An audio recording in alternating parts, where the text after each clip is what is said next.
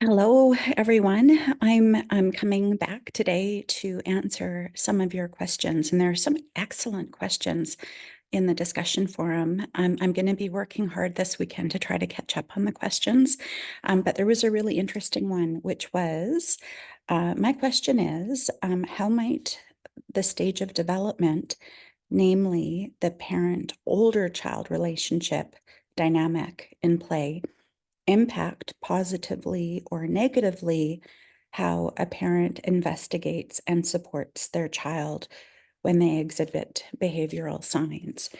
Um, so let's just break that one down a little bit. Uh, the two developmental stages in question here are the concrete operational and then the formal operational stage of development. And they transfer at around age 10. Robbie Case, who was a neo-Piagetan, helped us understand that that can fluctuate. So you know, it could start at 9, it could be at 12 for other children. And sometimes children kind of go through, like they go up and down in those stages. It's not necessarily like a linear step. Sometimes they swirl around the two. Hi, Arthur. They swirl around the two steps before they firmly land on the formal operational stage. That's similar how we now understand grief too, like Elizabeth Kubler-Ross talked about the stages of grief, which we remember as DABDA. So denial, anger, bargaining, depression, and acceptance. And Elizabeth Kubler-Ross thought we went through those stages in a linear fashion. And then later, researchers found that people cycle in and around and swirl about before they get to acceptance.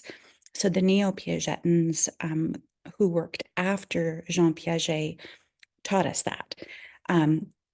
But if we want to just take, for example, sort of 10 to 12 as that age when a child is moving from concrete operational to formal operational stage of development, that has implications for how we think about how we work with children. So children that are still in the concrete operational stage of development, so children under the age of 10 or 12, you know, swirling around in there, are very concrete in their thinking. That's why we call it concrete operational stage of development. If you look at the books that I've written for younger children, I always start with a concrete nature analogy, because that's what children can relate to. Children in that age have a very difficult time with abstract thinking, thinking ahead. They also struggle with ambivalence, like experiencing two emotions at the same time, like bittersweet. But when children move into the formal operational stage, they have a much better time thinking abstractly and handling more than one emotion at a time. Um, uh, but these are general guidelines. There can be, you know, individual differences between children. I've worked with children, you know, at 7 who can think abstractly, but that's an exception. That's not sort of like the typical phase of development. Just like most kids walk at about 1 year old, you know, you're going to find some precocious children walking at 7 or 8 months, and some other children walking at 18 months. So all of these stages are guidelines. They're not like strict rules to follow. Now, before the formal operational stage of development, children have a very difficult time with metacognition. So what that means is working on cognitive behavioral strategies with them might not get you very far because they might not understand what, you know, what monitoring your own thinking looks like. So I often will use an analogy. I might have used it with you before, but imagine that you're reading a book and you become distracted and you have to kind of go back in the book to where it last made sense. So think about what's going on there. You've got one stage of thinking that is on autopilot, reading the words. You have another stage of thinking that is daydreaming. And then you've got a third stage of thinking, which is going, aha, I'm not doing what I'm supposed to be doing. I need to backtrack to where it last made sense. Well, those three different stages of thinking or three different channels of thinking are all happening at the same time. And younger children have a very difficult time understanding that. When you get a little bit older, it's easier to understand.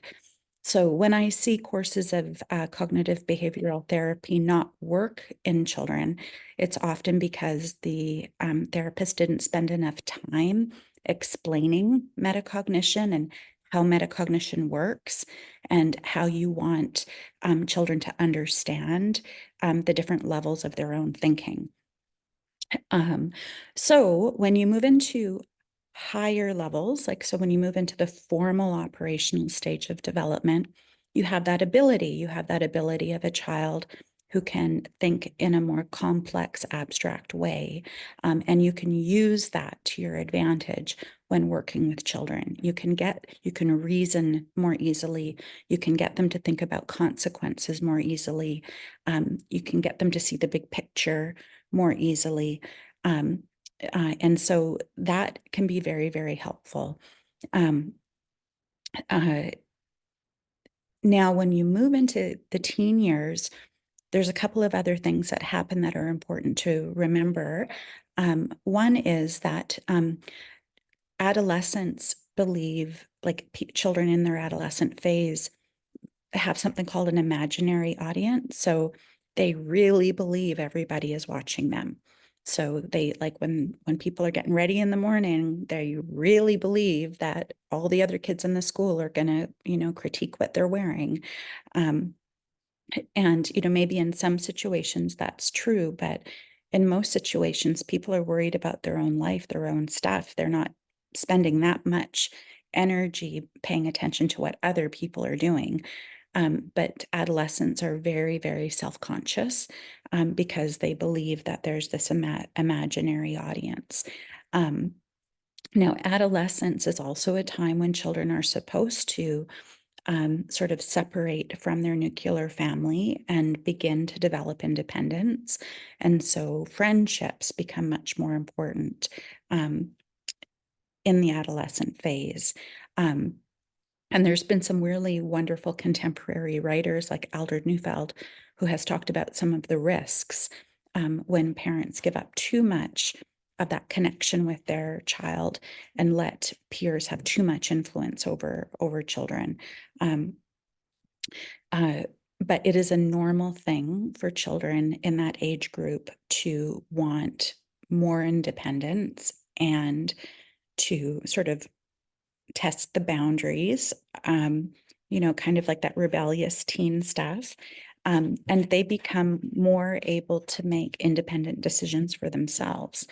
Um, so one of the things in psychology that we consider is that when a child comes to what we would refer to as the age of reason, um, we would refer to them as a mature minor.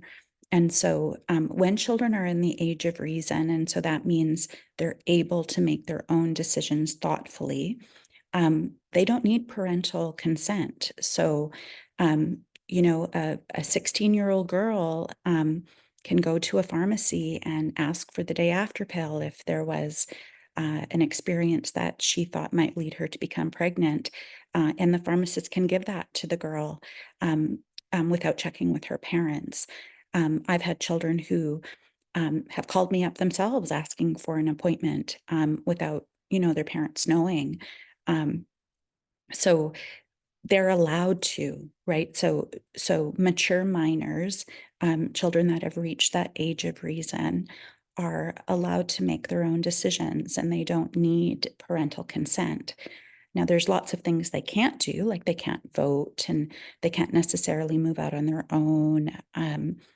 They don't have the same access to like social welfare funding unless they formally involve the Ministry of Children and Families. So there's things that they can't do, but there's a lot more that they can do. And it's not just that we're waiting for age 19, which is the age of majority. So when you're working with a child who is in that formal operational stage of development, it's important to understand that all of these things that are happening developmentally are like normal. Like they're not, a child shouldn't be punished for wanting to exercise agency and make new friends and make some of their own decisions and, that kind of thing. One of the things that I counsel parents about is think about what really matters, like choose your battles. Okay. Like if your child wants to dye their hair green, you know, does that really matter? Like, is that going to matter when they're 25? Like it might embarrass you that they want to dye their hair green, but dyeing their hair green isn't going to be something that matters when they're 25, right? Whereas dropping out of school, okay, so that's another matter that really will matter when the child is 25, right? So sort of think as a parent, think about the things that matter and pick your battles. But the things that don't really matter, that are just causing you embarrassment, let those things go because um, it's important that that child have that sense of agency and begin to be developing and making their own decisions.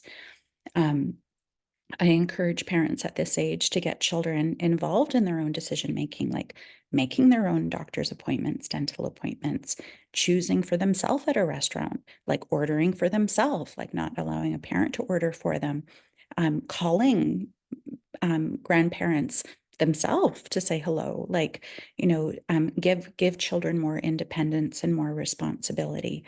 I think that that's really important. um, I've had the luck now of seeing two children go through adolescence. So my two older daughters are in their early 20s, and I have an 11-year-old. And so like I've had the chance to navigate through these years. They're emotional years. Of course, children's biology, hormones, everything is changing. Sexuality becomes important, gender identity becomes important, and there's fluidity around all of those things. And that is perfectly okay. And making sure that parents understand that they're oh, it looks like I have another meeting just about to begin now. I'm not sure if that completely answered your question, but I will come back and provide some more information on how to navigate the teenage years in my next video. Okay, thank you.